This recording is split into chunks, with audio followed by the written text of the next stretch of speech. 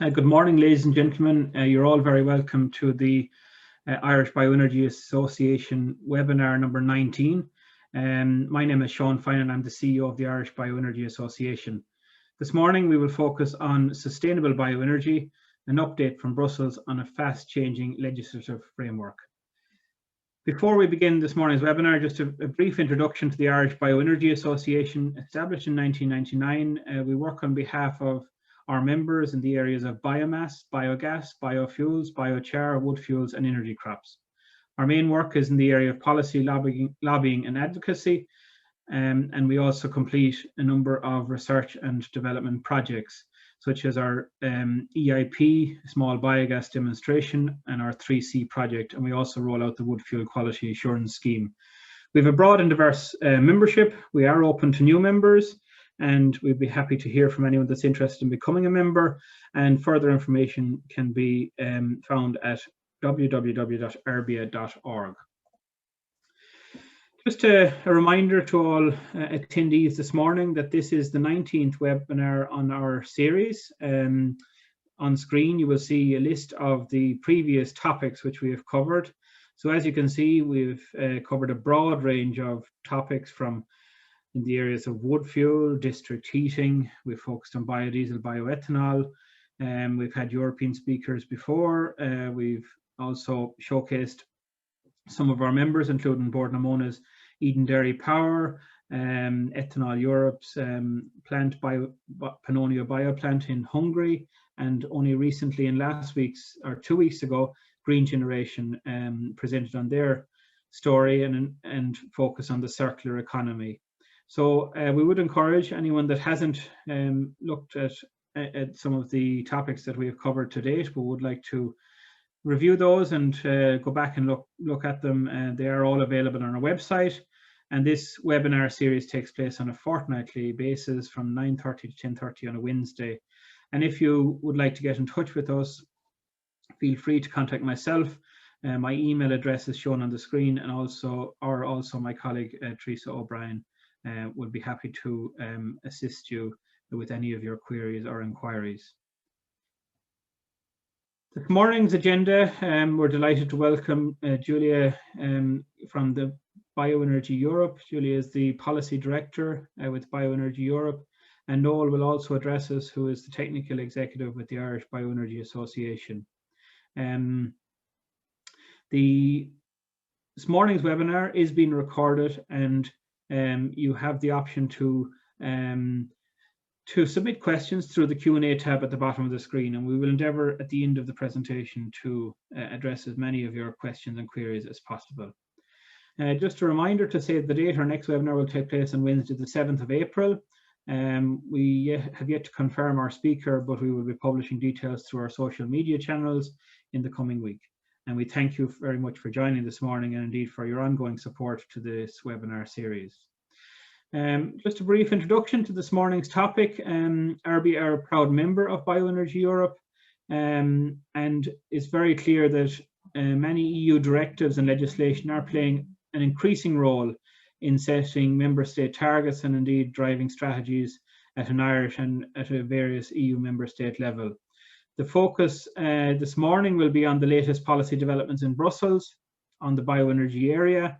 So Julia will present an update on the activities and work of Bioenergy Europe on behalf of the bioenergy industry.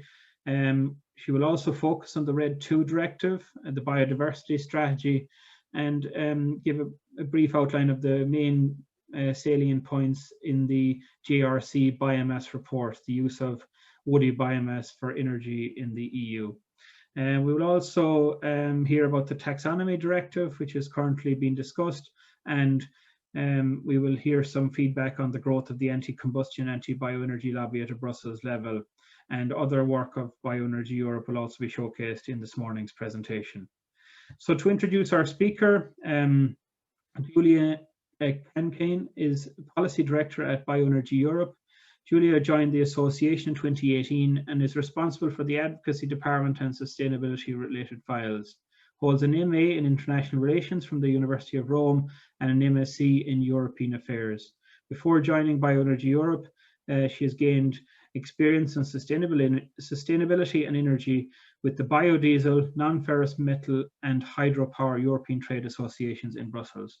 So Julie has a wide-ranging experience and is a very accomplished speaker, and we're delighted that she could take the time out to join us this morning. So I'd like to ask Julia to turn on her video and to start sharing her presentation. And it's over to you, Julia. I'll just stop sharing. Thank you very much, Sean, for your introduction. I will now try to share my screen.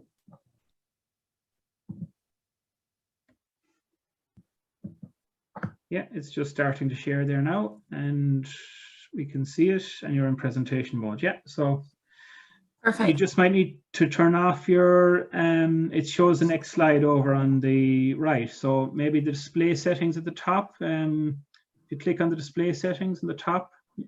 Just a second. Yeah, no problem.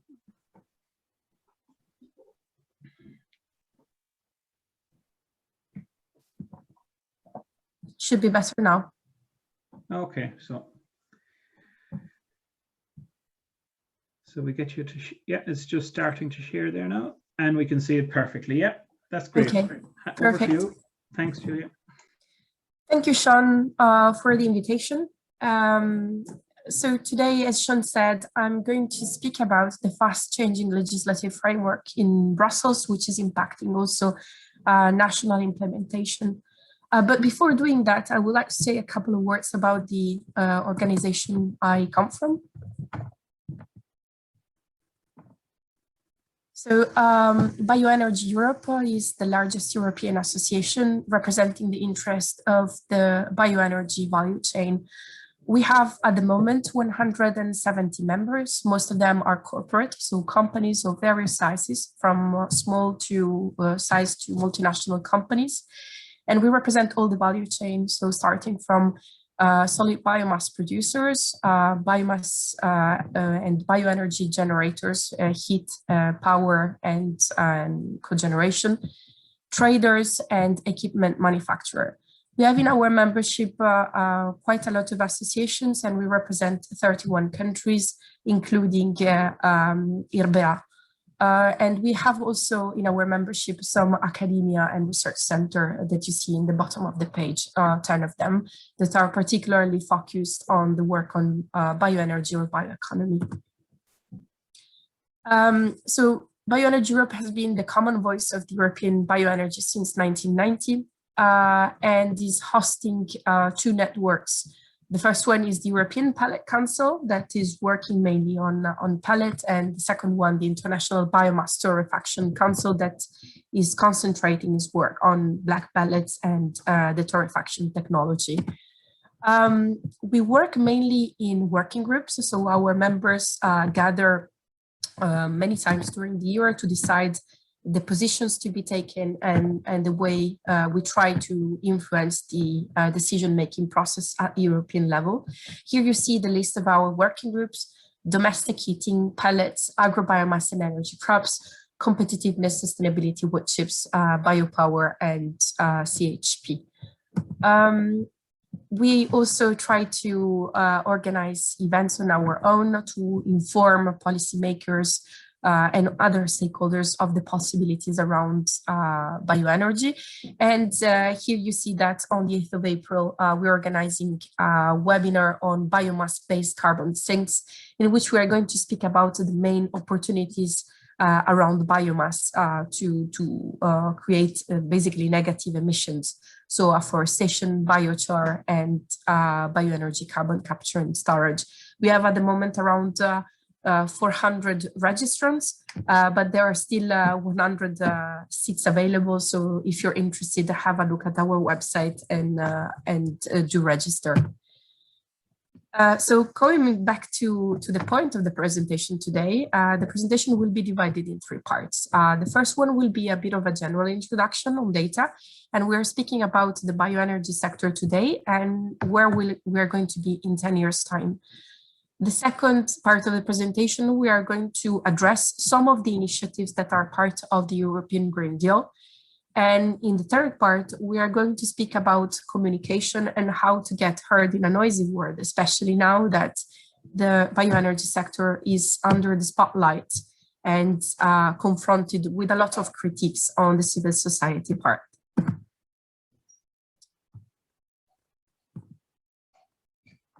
So here we are with the first slide. On the left side of the screen, you can see the evolution of gross inland consumption by main fuel type in the EU 28 in 2018. This seems a bit complicated, but to make it very easy, all the gray sectors are representing either fossil fuels or nuclear. And the blue are renewables in general, and the green section is biomass. This means basically that biomass accounts for a bit more than 10% of the overall energy consumption in Europe, whereas the rest is represented strongly still by fossil fuels. In terms of relative terms, if we look bioenergy compared to the other renewables, bioenergy covers 56.6% of the overall renewable energy consumption in the EU. And this situation is more or less portrayed also at member state level. So if you see in this slide, represents the contribution of biomass to the final renewable energy consumption in 2017 in the member state. In most of the member states, bioenergy represents more than 50% of the renewable energy consumption. In Ireland in particular, a little bit less than that, but still we're talking about around 40% of the renewable energy consumption. So a very, very important part. When we look at greenhouse gas emissions from bioenergy compared to fossil fuel equivalents in the different sectors of the EU, we realize that, of course, most of the greenhouse gas emission savings are realized in the heating sector, which represents the largest part of the bioenergy sector. Here, the slides, I would like to focus a little bit on the side of energy efficiency. We speak a lot about bioelectricity.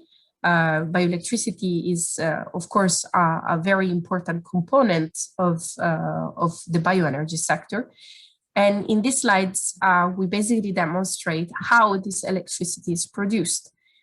In Europe at the moment, most of bioelectricity is produced in cogeneration plants, and this demonstrates that there is an interest of the sector to progress towards further efficiency.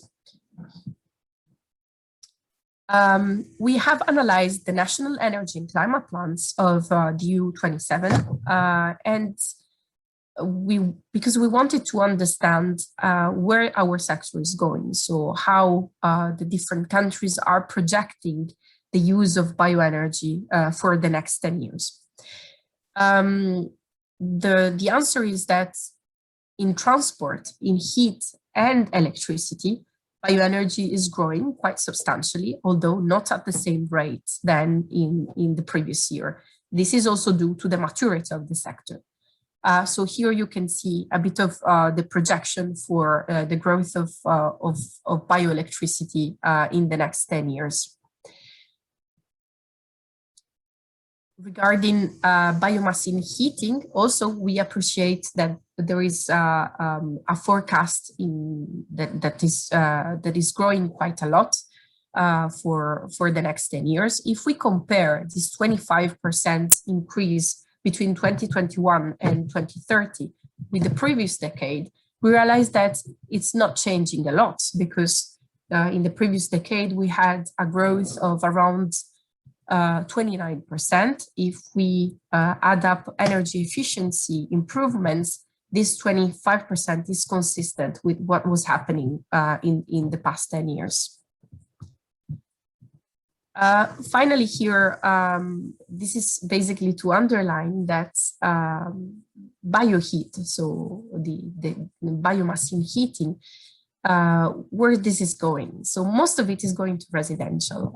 Around 50% is used for residential heating. A lot of it is also used in derived heat, and surprisingly, a big part is going also to industry. When we look at the projection for the future, we see that The parts that are growing the most are possibly, at least at a European level, are the use of biomass for industry and derived heat, meaning district heating. On the right side of the screen, you see the share of biomass usage in different industries in 2018. Not surprising that most of it is going for paper, pulp, and printing, and wood products. Of course, side streams are used by the same industry also to cut their energy cost. But a bit more surprisingly, we see that there is a growth in non-metallic minerals and also other sectors that are looking at biomass more and more as an opportunity to green and decarbonize their processes. We often talk about sustainability as something relating to the environment, which is very true, but sustainability is a bit of a more multifaceted concept, I would say. And in this regard, we need to underline that our sector is actively contributing to sustainable growth and green jobs all over the EU.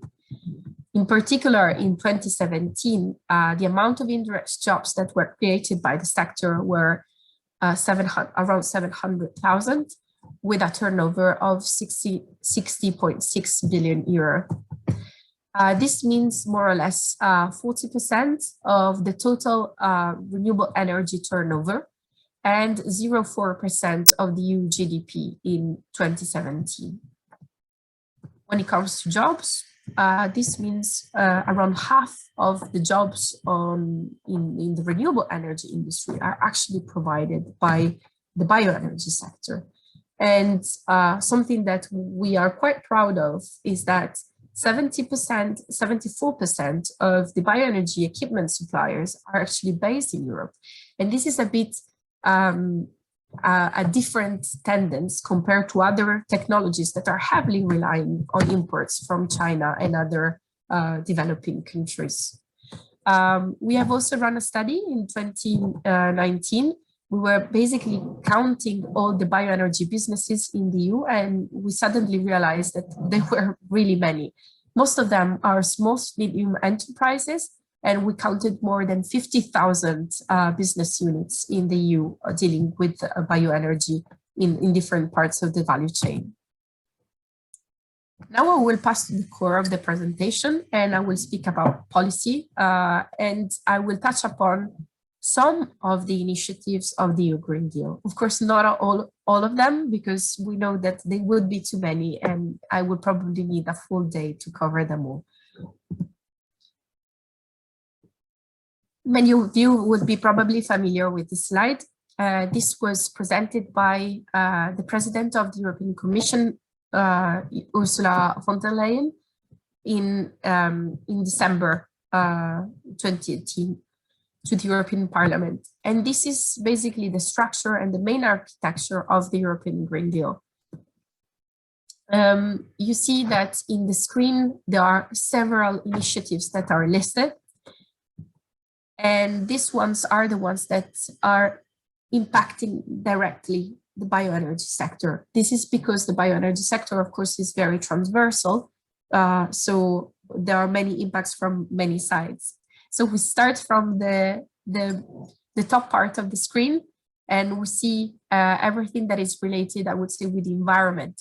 So the Biodiversity Strategy for 2030, which came out last year. A new circular economy action plan also was published last year. The strategy on the sustainable use of chemicals, clean air, and water action plan, which we'll see rolling out during this year and the next. On the right hand side, the Common Agricultural Policy Reform Proposal, which was already there actually before the European Green Deal came about. And then most importantly, the left hand side, where we see the revising 2030 climate target, extending the emission trading system, the climate pact.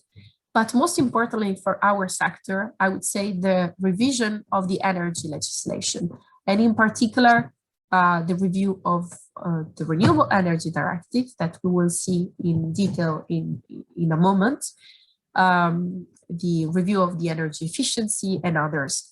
On the bottom side of the screen, instead, you see everything that is related with finance. So how do we finance in practice this transition? Well, there are two pillars here. The first one is regarding private finance in particular. So the taxonomy, the sustainable finance initiative, and then the just transition. So to make sure that no country is left behind in the transition itself. So I would start giving a couple of details on the EU biodiversity strategy that came out in May last year. When it comes to bioenergy, the strategy acknowledges that bioenergy is a win-win solution for energy generation and is listed together with solar power, wind power, etc. This is actually very positive, but the biodiversity strategy announces that the bioenergy sector should undergo a transformative approach to minimize the use of whole trees, and introduces also an annex list with follow-up action on biomass sustainability. The first one being the assessment of the EU and global biomass supply and demand and related sustainability.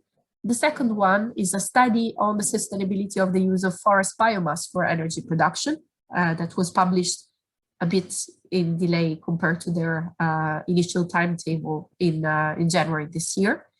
And the operational guidance on the new sustainability criteria on forest biomass, which we are still waiting for.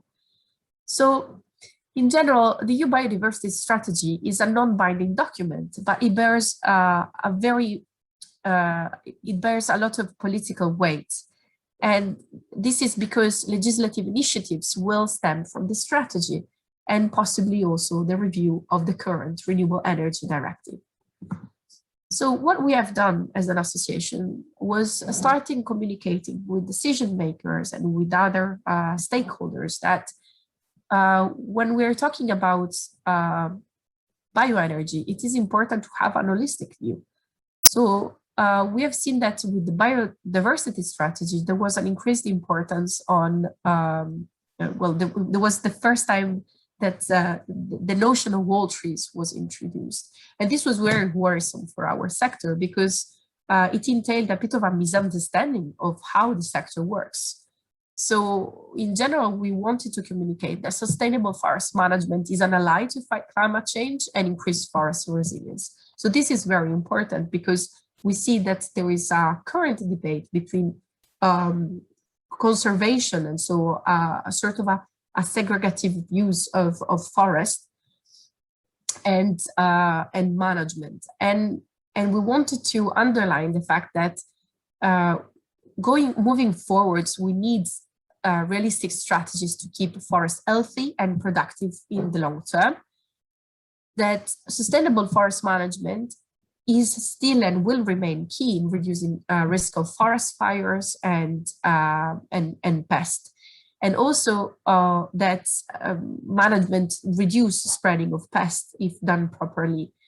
In this, what is the role of bioenergy? Well, we think that bioenergy can contribute to develop a market to low value wood and improves in this way the economics of adopting adaptive forest management practices for forest owners. This is a slide that we usually show also when this argument is explored.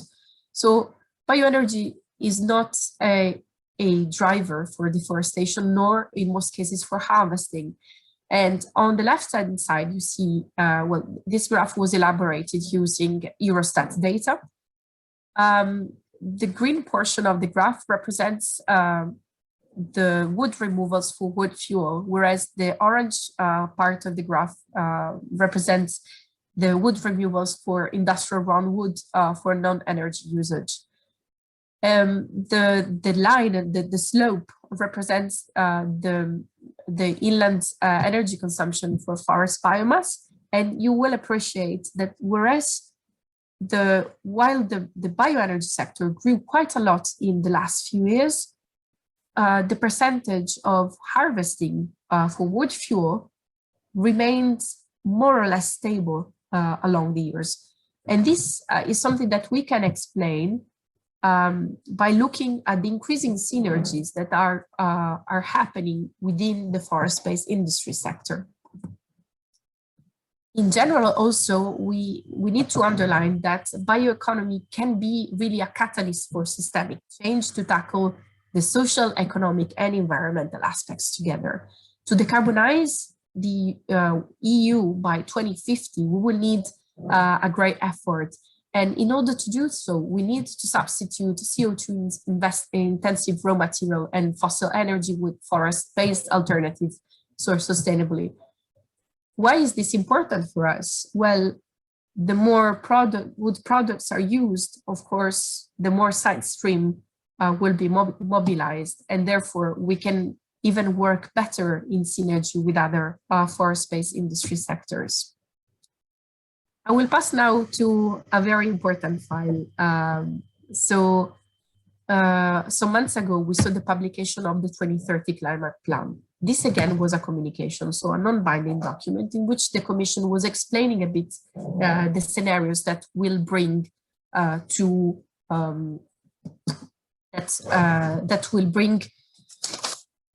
a revision of the climate and energy law by 2021, which is the year in which we will see all the proposal coming up. In the 2030 climate target plan, we focused, of course, on bioenergy, and we were looking at the Renewable Energy Directive. So we found that there was a bit of a mismatch between the political message and the scenarios. So in the political message, the European Commission put black on white that the projected increases in bioenergy use by 2030 will be limited compared to today. There was also a bit of a negative tone towards the sector, saying that sustainability should be pursued in a more in a strengthened fashion. The idea of minimizing, again, the use of whole trees and food and feed crops, to avoid unsustainable intensification of forest harvesting for bioenergy purposes, better use of waste and residues, and sustainable cultivation for energy crops, and promotion of sustainable forest management, enforcement of existing legislation, and quicker implementation of the existing Renewable Energy Directive criteria. So where do we see this mismatch? If we compare this sort of narrative with the scenarios that are actually proposed in the same document, we remain a bit surprised. We see that in the scenarios, actually the growth that is projected in 2018-2030 is quite appreciable for a mature sector. In heat, as I was saying before, we see a 25% growth compared to the previous 29%, which is still appreciable. In electricity, this slowed down quite a lot, so we see 30% increase. But in transport, again, a projected growth of 100%. Still, in transport, the European Commission is betting everything on advanced biofuels, but we will see what the reality of the market will bring about.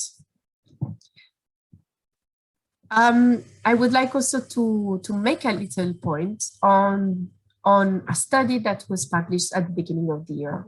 The reason why I'm doing so is that all these documents, so the communications that I mentioned before, the Biodiversity Strategy, the 2030 Climate Target Plan, and the Joint Research Center of the European Commission study on the use of woody biomass for energy production in the EU, are all converging towards the review of the Renewable Energy Directive and possibly of the sustainability criteria for biomass.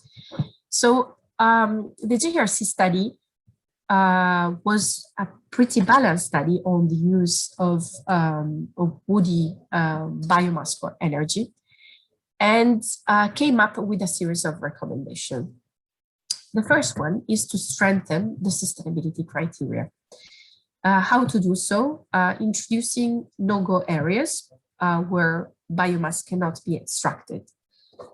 Interestingly, these no-go areas would be nothing new, would be basically the same no-go areas that are proposed for agricultural biomass. And from a fast assessment with our members, this would not create a lot of problems or disruption in our sector. The third point is lower the exemption threshold. As you probably are aware, in the Renewable Energy Directive as it is today, there is an exemption threshold under which companies do not have forcibly to comply with the list of criteria. And this exemption threshold is 20 installation under 20 megawatts. This exemption threshold can be also changed at the national level. Member states have the possibility to go below 20 megawatts.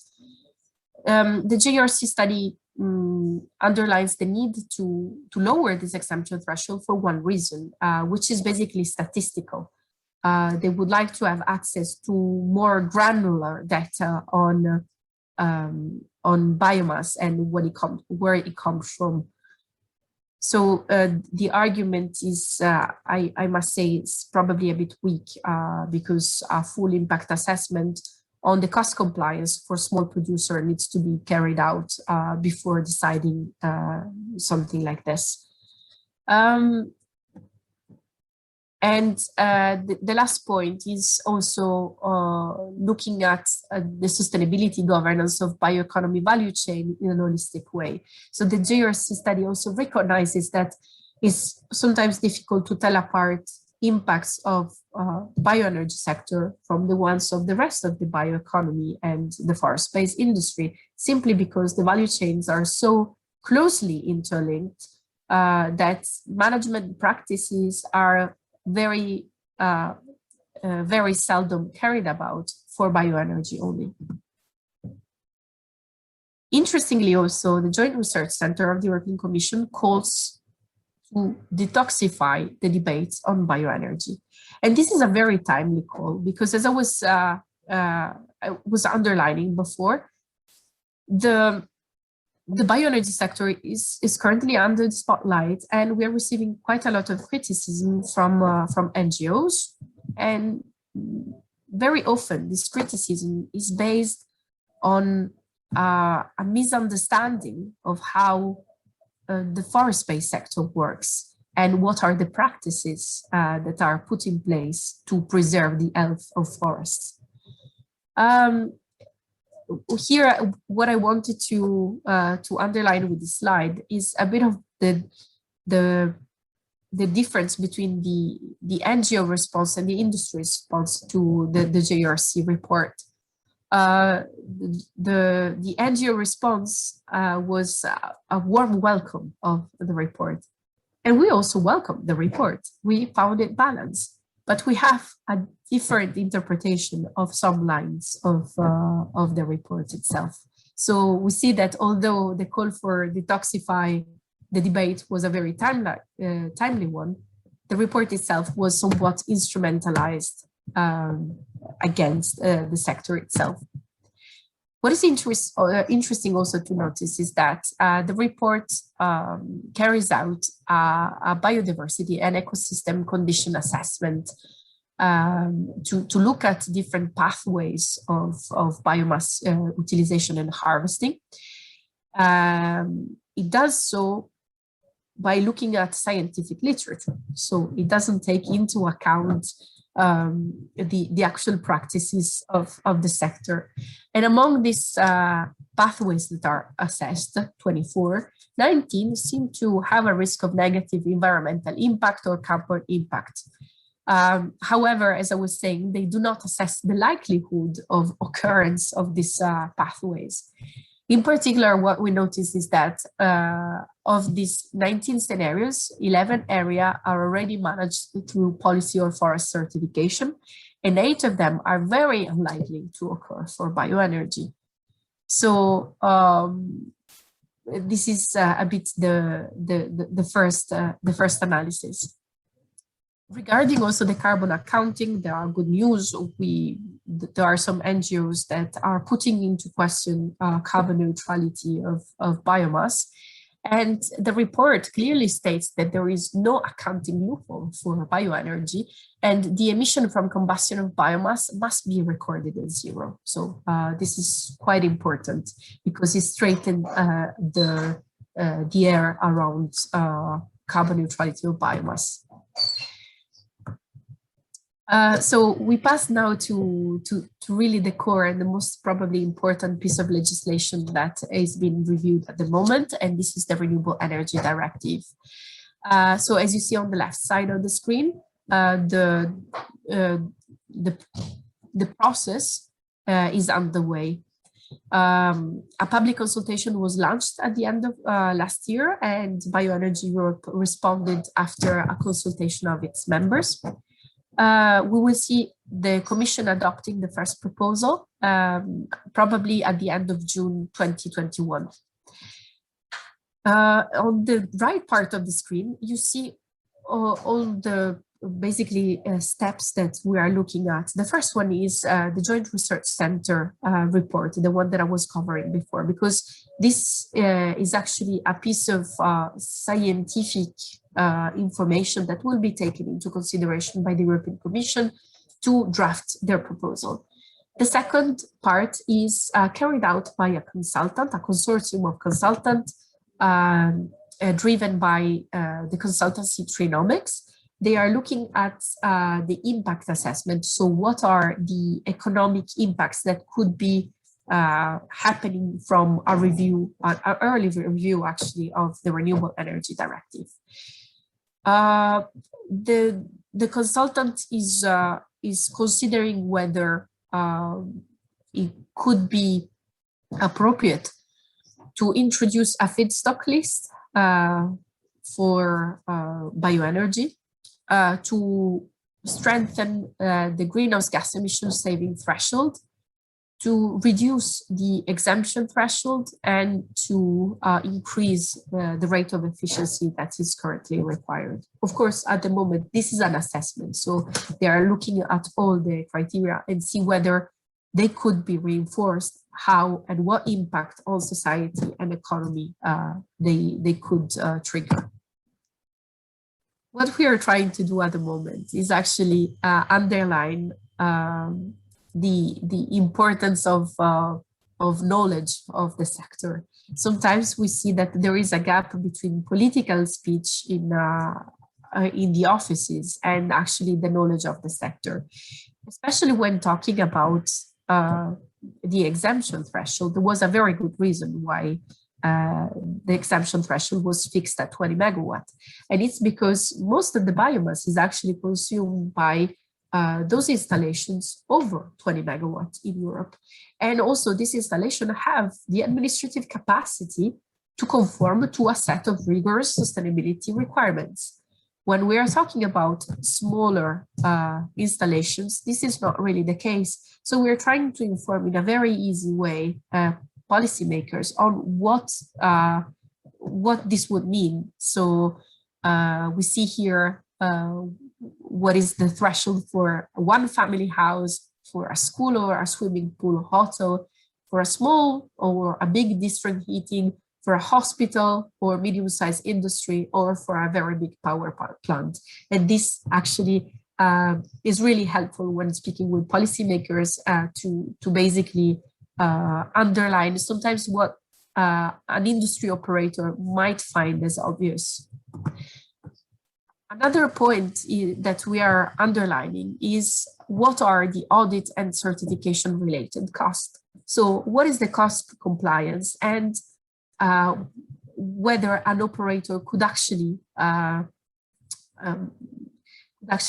undergo such an administrative burden and financial burden sometimes, or whether this should be avoided. So we're trying to use data that we have to make it clear to consultants and policymakers that exemption thresholds are a good idea to shield small and medium facilities. Very recently, this week, there was a stakeholders workshop on the Registry review. This workshop was very well participated. And it had a session that was looking intensively and only at the sustainability of forest biomass. So 3 experts were invited. Carolina Niemi from the Finnish forest industry, who showcased the reality of forest industry and sustainable practices in Finland. There was a presentation from the Joint Research Center Woody Biomass Study, and also between among the people speaking, there was Jean-Pascal Vanni-Parcel, who was embracing the view of a certain part of NGOs against the use of the bioenergy sector. What came out from this stakeholder workshop was, first of all, that in the public consultation, most of the respondents think that the sustainability criteria for the production of bioenergy from forest biomass in RED II should not be modified. 56% of respondents thought that this was not a good idea at all. But during the stakeholder workshop, we noticed that the discussion with industry and NGO was highly polarized. And I would say that the detoxification call was fell unheard.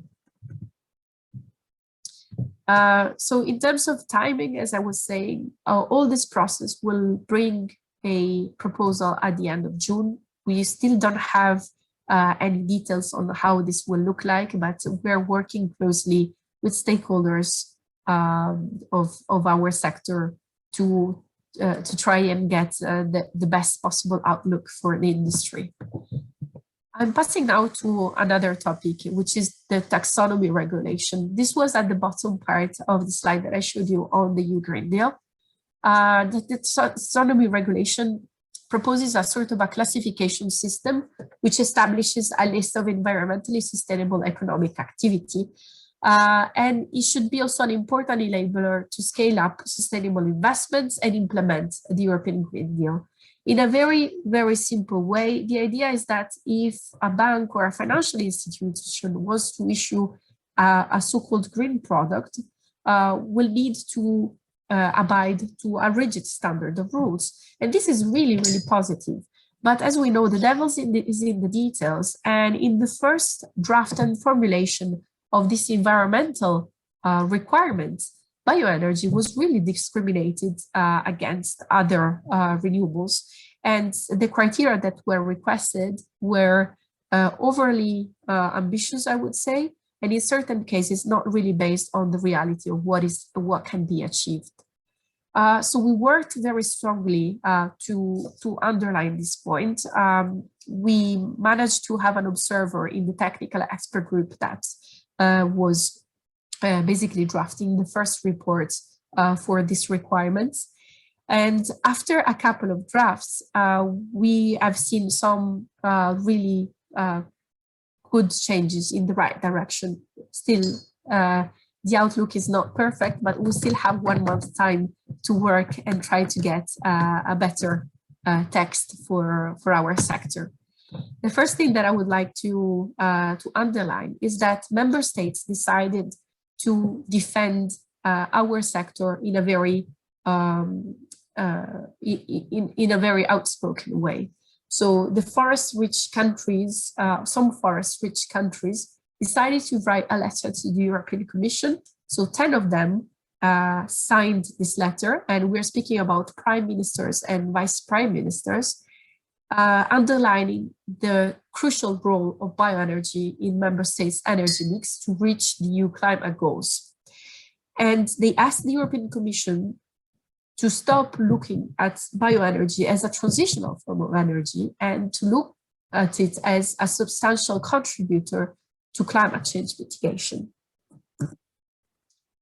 So, as I said, some work needs still to be done on this taxonomy regulation for it to be to look nicer for our sector. We still have some time as the European Commission plans to adopt this criteria in the form of a delegated act by the end of April this year. Currently, the main threat that remains is that bioenergy requirements could be reassessed at the end of 2021, which is way too soon to assure a regulatory certainty to the sector to grow at a normal pace. We're asking in general to have a simplified compliance and coherence with existing sustainability criteria. Regarding, we will do a step back because I was talking now about initiatives that will cover the next couple of years. But what about the Renewable Energy Directive sustainability criteria, the ones that needs to be transposed by member states by July this year? So what is happening there? Well, first of all, I would like to underline that the European Commission was supposed to publish a operational guidance document by the end of January 2021, and this has been delayed. So to date, we have not seen this operational guidance document, and this is a bit worrisome because this operational guidance could have helped also member states to conform and to have a sort of a univocal understanding of how to apply the sustainability criteria in their own territory. In January, we decided to ask to our national associations how things were going, and we interviewed 18 of them. So at that time, only 2 countries had rubber-stamped transposition acts to basically be able to implement on time the Renewable Energy Directive. And only a handful of countries had a draft. So this is not the most updated slide. Now also Sweden has a draft. Lithuania has one on top of Latvia, and other countries are working on that intensively. Still, it's a little bit late, and we are afraid that without transposition, I would say, time, it will be a bit difficult to meet the deadlines in the directive. I'm at the end of my presentation, and I will go very, very quickly. So especially now, we need to speak up, give data, and explain how our sector works. It is a question of perspective. So we have seen that NGOs and industry sometimes tend to have a similar understanding, a very different understanding of same concept. And now more than ever, it's important to join forces with other companies and associations to stand up for our sector and to make sure that the reviews of the climate and energy legislation will be done in an efficient way, not only for the environment, but also for the industry to be able to grow in the next years. Thank you very much, and sorry for the very long presentation. That's great. Thanks very much, Julia, for your presentation and for sharing your insights as to what's happening at a Brussels level. I think it was very comprehensive, and thank you for presenting. If I could ask Noel Gavigan to join us, and I could remind all our attendees this morning, if you have any questions, if you could post them in the Q&A tab at the bottom of your screen. We will endeavour to get to the questions as quickly as we can. We have 1 or 2 questions in, and we have I'm sure there'll be a couple more before the end. So just to bring you, Noel, in, I think the big item from a bioenergy perspective that's in discussion at the moment is the solid fuels consultation, which has a big impact obviously on the wood fuel sector. Do you want to just give us an outline of what's involved in that consultation and the timelines involved, Noel? Yes, well, just briefly, just before we bring back in Julia for some of the questions. Yeah, briefly, I suppose the Department of Environment, Communications and Climate have put out a consultation basically to look at regulation of solid fuels So that covers all, mainly domestic fuels we're looking at in that. They don't differentiate between industrial or domestic, but it's generally geared towards domestic. And it's really a continuation of where we had the controls, or there is controls over smoky coal, and those controls that are there for many decades at this stage, and they're being rolled out town by town. People might remember there some time ago they were looking to ban coal from the entire country. This is another effort to look at that. But we're very happy to see that we have been pushing for quite some time now that there is regulation on the firewood market and on solid wood fuels, and that they are taking that on board. And there is going to be, from all intents and purposes, what we can see, that there is going to be some regulation brought in on say firewood and possibly wood pellet as well. Now, really, what we're looking for there is that it conforms with the ISO standard or the EN Plus standard for those fuels. And really, by doing so, we are able to ensure that your emissions are dropped considerably in terms of particulates, which would be the main one of issue. There are other measures that we'll be looking for in time going forward. This is as it stands, but we will in time be looking for other things such as stove quality and other matters to try and reduce the air emissions even further. So the only air emission we have concern with really on biomass is particulates. But there is very good ways of controlling that and bringing it right down. So a lot of the research that we're seeing, it is showing far better than any other solid fuels that are out there. And just Noel, a follow-on question really, in terms of the various moisture contents of wood fuels, can you just outline the impact of moisture content on, or the link between moisture content and air quality from a particular point? Yeah, so if you're burning, say, firewood, I suppose the typical one, pellets are always at around 8%, so that you generally don't have any issue with that. If to go above 8, they start breaking up, so it's usually, you will not come to see them above 8%. So firewood is really the issue there. So if you see some stuff, and we've measured, taken samples from shops up as high as 40%, even if it's at 30%, your emissions will be up to 4 times higher than it would be at 20%. So that 10% makes a massive difference in terms of the emissions of particulates and on the efficiency of how well it works. So what we're looking for is, first of all, to bring it down to 25%, and then over time that is brought down to 20%, and that both of those are in line with the ISO standard, ISO EN standard. So really that's what we're looking at in terms of moisture content. People shouldn't be burning firewood. If definitely it's above 25%, it shouldn't be burnt. It's not neither efficient, and it's also producing a lot of emissions. Okay, if I could bring you back in. The other thing about that is, and it's important to point out, that as Julie has been pointing out as well, that firewood and wood fuels are one of the or the lowest emitter you're going to get in terms of carbon dioxide. In terms of tackling climate change, there is no better way, apart from high levels of insulation, of reducing the carbon footprint of a domestic setting. Okay. If I could bring back in Julia there, just there's a question here from Donal. As is Tree Week here, and RT have a relevant nationwide series. Laura doesn't say any last night, focused on rewilding using native species rather than harvest. Just let them rot in the fields in the interest of further biodiversity. Dawn was wondering, how do we counter this? So is rewilding something that's been pushed across Europe, Julia? And would you have any thoughts on that particular topic? Yeah, no, absolutely. There are a lot of talks about deciding on a specific share of dead wood that needs to remain in the forest, and specific practices to preserve biodiversity.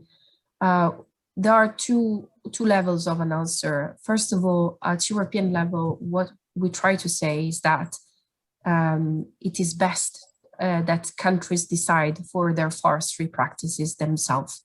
And in this case, it's best to have I would say, a subsidiarity approach to forestry, because it would be really, really dangerous if the decisions on this were taken at European level in a very uniform way, when forestry is not a uniform subject. And this is the first.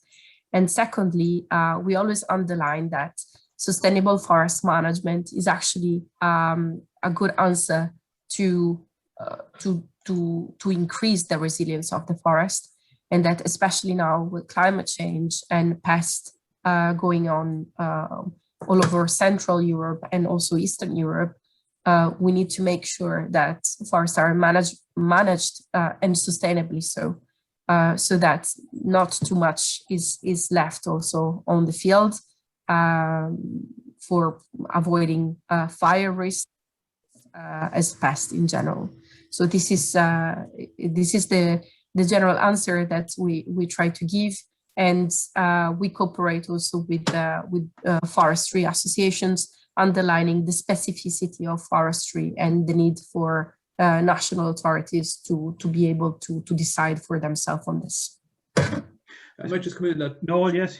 Yeah, just exactly what Julie's been saying in terms of there's a lot of factors to take into account, such as fire risk, but also, you know, is forestry there for commercial reason, or is it there for amenity and the ecological? And it is there for both. But I think we're going to have to look at how we manage our forests in terms of, if we want to have sustainable materials for buildings and for general society, we have to be able to harvest forests.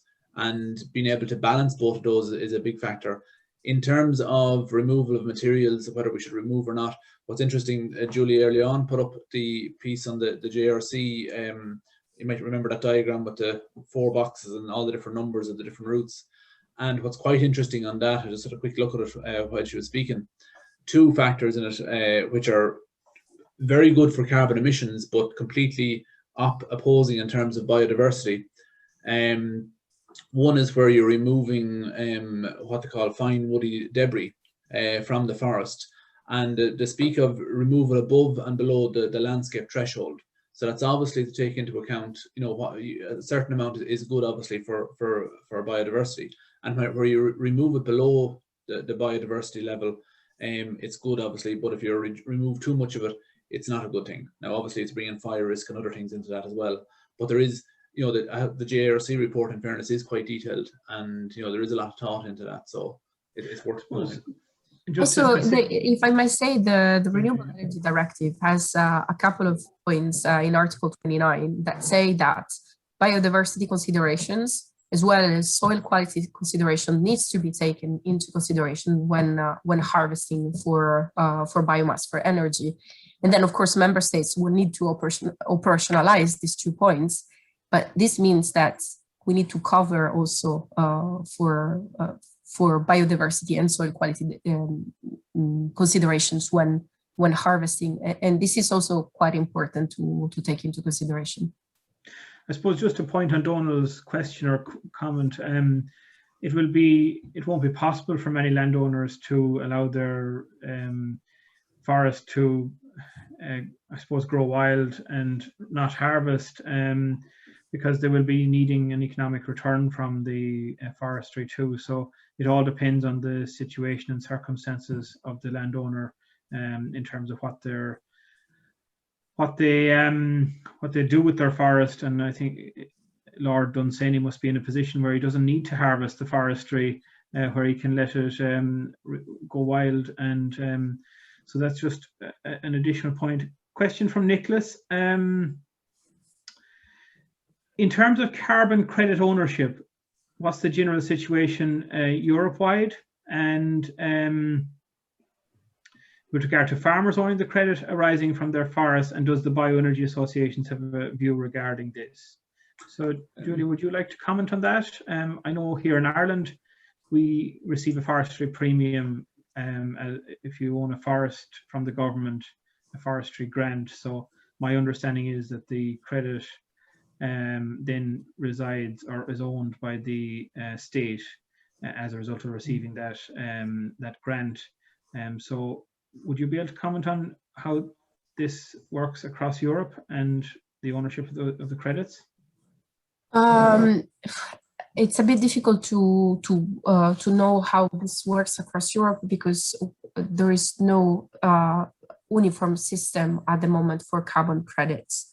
It's true that the European Commission is looking into this, and probably there will be a proposal put down, I think in 2022, if I remember correctly. This is a sort of a follow-up of the Circular Economy Action Plan.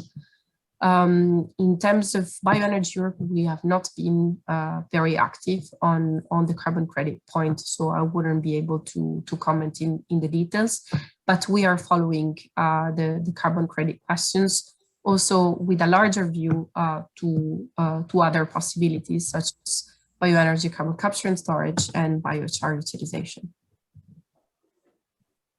Noel, would you like to comment on that particular question from Nicholas?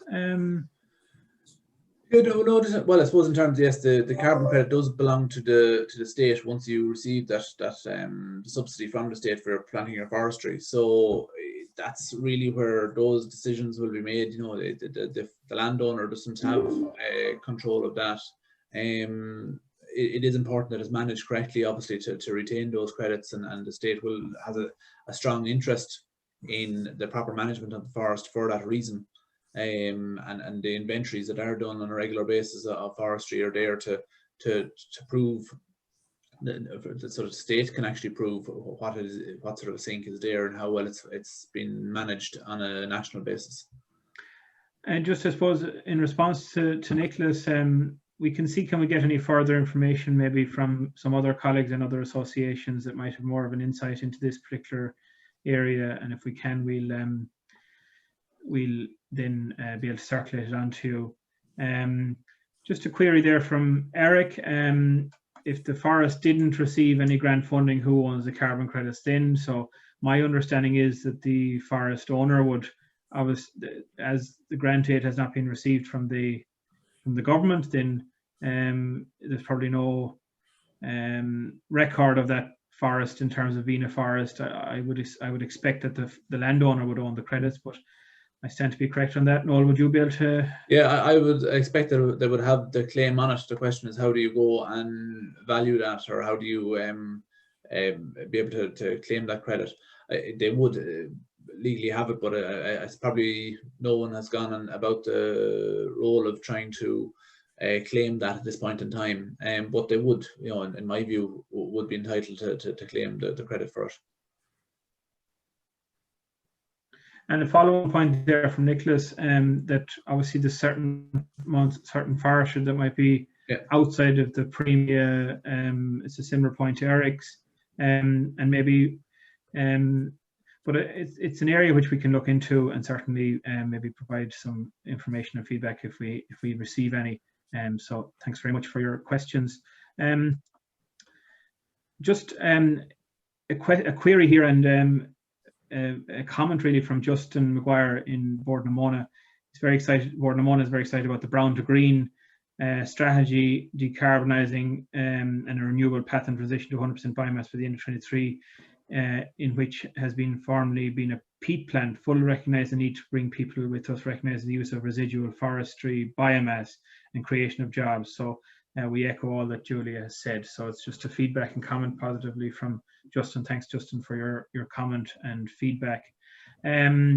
Unfortunately, we're coming to the end of our presentation and webinar this morning, and we were going to have to conclude at this point. But before we conclude, I'd just like to say a few thank yous. I'd like to thank Julia for participating this morning.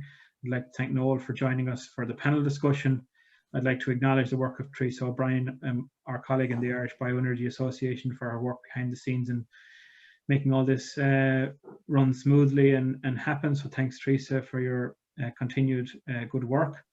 And finally, I'd just like to thank all of you, the participants this morning, for logging in and for joining us on this webinar.